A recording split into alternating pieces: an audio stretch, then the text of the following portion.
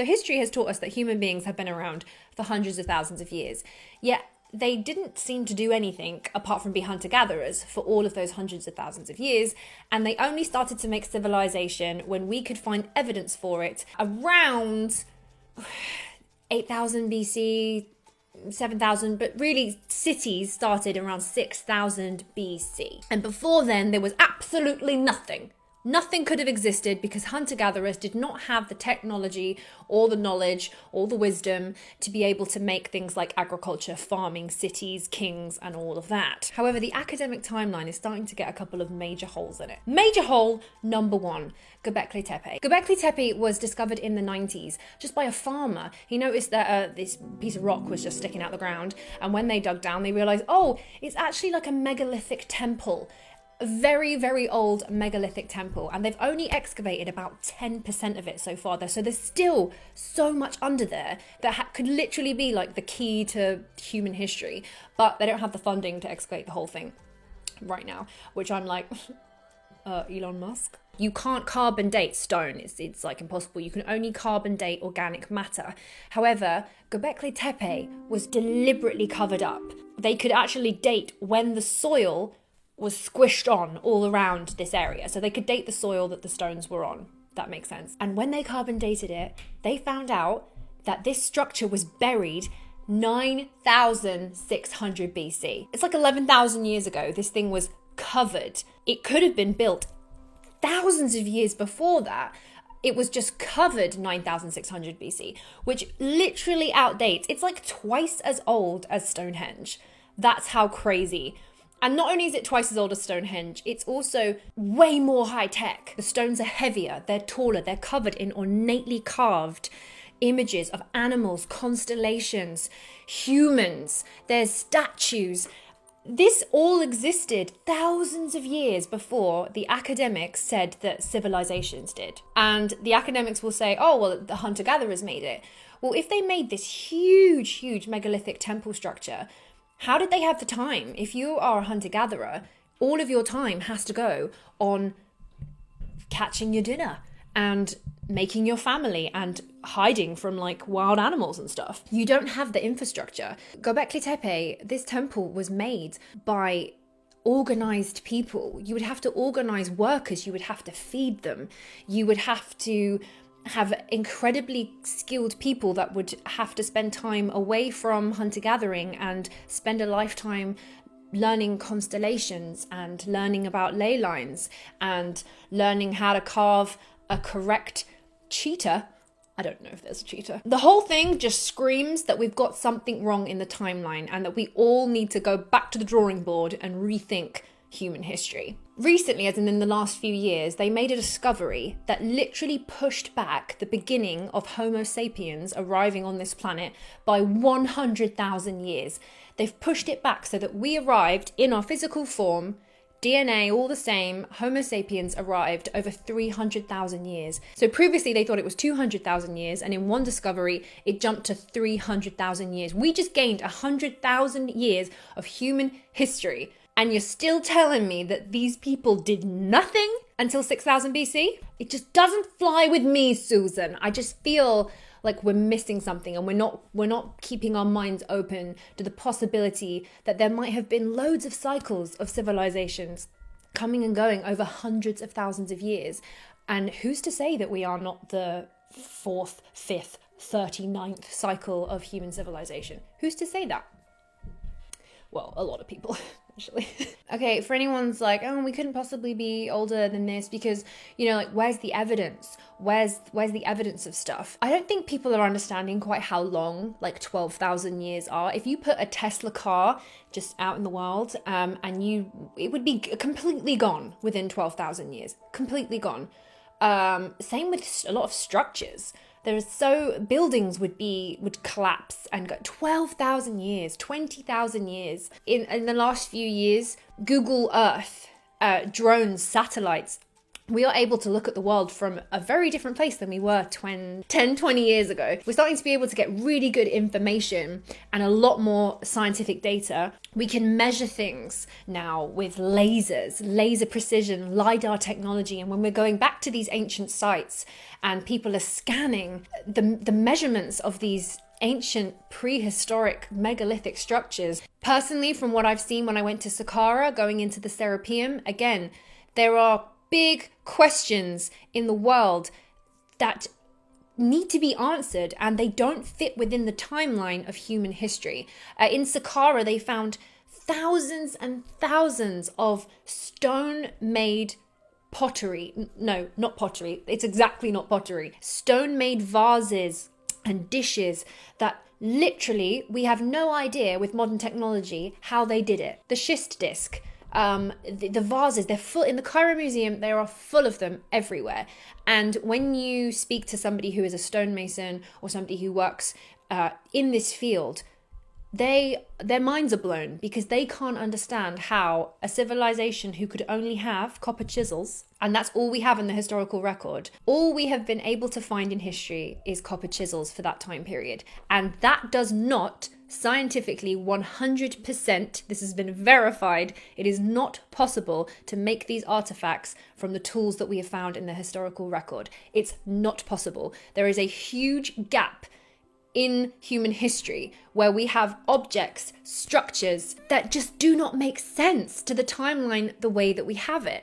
And we need to be working out how they did it. How did they do it? Or let's step back and just brainstorm this for a minute, because it does not make sense. In the same way that we have a problem with a lot of the artifacts and how they were made, it's the same with a lot of structures. When you look back at the oldest stuff in the world, the oldest structures, the oldest statues and temples and buildings, they are the heaviest, the most precisely cut. And then as time kind of progresses, we don't get better at building things bigger. We build them worse and we build them smaller, which I don't think people know. And I think if people knew that, riddle me this. Why did the oldest structures in the world of ancient history, why are they the most precise and the most well made? And why do they get worse?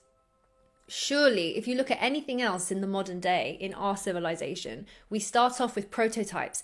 Aeroplanes started off with these little rickety wooden things, and then look at the jumbo jets we have now. iPhones, look at the first ever iPhone or a BlackBerry, and then look at the evolution of a mobile phone or a TV or a car. Yet in the past, it went the other way. The buildings became less impressive. They didn't last as long. They could only build them out of lots of smaller bricks. Whereas the ancient prehistory people, they could lift and carve and work with stone in a way that we do not even know how they did it. I can't sleep at night knowing that this is a question just staring us in the face. Another massive factor is when you actually look at the native stories from the area, the native traditions and oral stories in China, they date China going back further than the academic timeline gives them credit for. Same with India. The Indian records go back way further than we will give them credit for. The native oral tradition of Egypt, same thing. They have a king's list that goes back for thousands and thousands of years. Yet for some reason, we literally draw a line and we say that all the kings that were below 6000 BC were historical, and anybody on the king list above was mythological. Simply because everything has to align with that sort of religious timeline. And if it doesn't fit, it becomes a myth of history. And if it does fit, it becomes history. And I find that utterly ridiculous. I saw the wall for myself. I saw the king's list and I couldn't believe how many kings were on it. And when you say, well, who was that one? They go, oh, that was just a myth, that one. But the 110 below, that was a real one.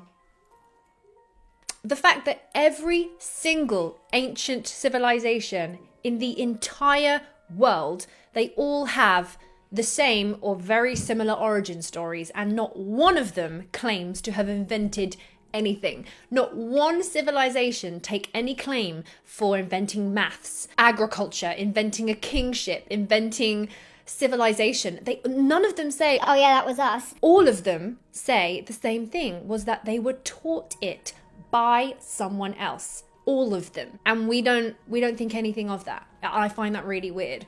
Some cultures say they were taught by visitors. Some say they were taught by the gods that visited. Some people talk about the big people, the Nephilim, the wise ones, the seven sages. They all have different names, but it's the same story worldwide, that they were just living their world. They were being hunter-gatherers, and then people arrived, visitors arrived, and they taught them how to do this stuff. And it kind of makes sense. This is what I think the timeline of human history was. I think that throughout the hundreds of thousands of years of human history, we have always risen to that point where we have made civilizations and we've made cultures, and these cultures have evolved and they've grown. We live in a very cataclysmic atmosphere. We don't feel like it is, because for the last 10,000 years we've been all right. But science is starting to pull up that we live on a cataclysmic cycle, which is kind of terrifying if you think about it, because the thing about a circle is that what goes around comes around, and it will happen again. So everyone knows about the dinosaurs being destroyed in the comet that hit the dinosaurs, like we all know that one. But did you know that there is growing evidence that about 13,000 years ago, Earth was hit by another round of comets during the Ice Age called the Younger Dryas? And this is looking like the reason why there was a huge spike in temperature around that time, as seen by the scientific graph. So these comets, or even fractured bits of comet, whacked into the Earth, completely melted instantaneously and obliterated the ice sheet that was covering most of North America, turned the ice into a huge cataclysmic tsunami that spread over about 2/3 of the world, kind of destroying literally everything. And it might account for why every single ancient civilization has a cataclysmic flood story in their origin texts. There is a thing called the Torrid Stream, and it is literally like a belt of flying asteroids and comet shrapnel. And we fly through it as a planet 2 times a year, every June and every November. So 2 times a year, we're just like cracking on with our daily life and watching Netflix, and we are literally flying through an asteroid belt of horrendously sized shrapnel of comets. And any one of them, if they hit us, we would be utterly destroyed in cataclysms worse than any disaster movie you will ever watch. And we have no idea about it. However, historically we do, because people have tried to warn us. And the reason why, I've spoken about this in many videos, but the reason why I got hooked on this subject and the reason why I believe it is because when I look at the science of the Younger Dryas comet impact and I look at the dates of when that happened, the dates align perfectly with when Göbekli Tepe, remember that, beginning of the vid, the megalithic temple site in Turkey, it got deliberately buried exactly around the same time as the comet impact happened in the world. So it is my belief that people were trying to preserve their history, they were trying to preserve their knowledge, most important information for us, and they deliberately buried the temple because they were trying to pass that knowledge on.